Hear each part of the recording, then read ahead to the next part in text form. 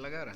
चलो भैया आज तैयारी हो रही है खाना बनाने कार्यक्रम चालू है भैया, बीड़ू और साउथ का देखे प्याज लहसुन सब आर्य पार उसके बाद इसको चंपारण मीट भैया तैयार हो रहा तैयार है सब। इसमें एक साथ मसाला पूरा डाल दिया जाएगा, खड़ा मसाला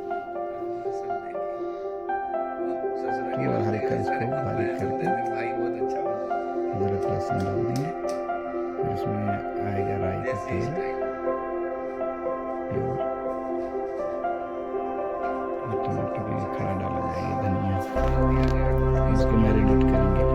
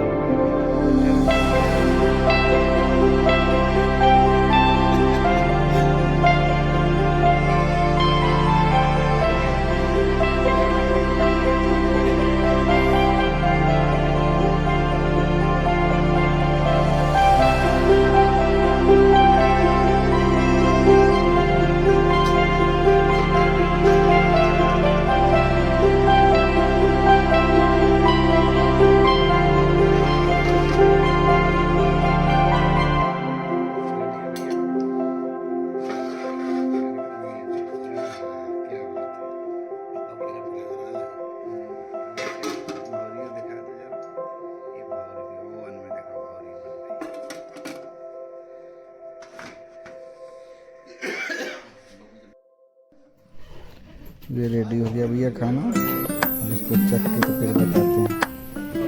ये लग गया सबका, खाने की बारी है।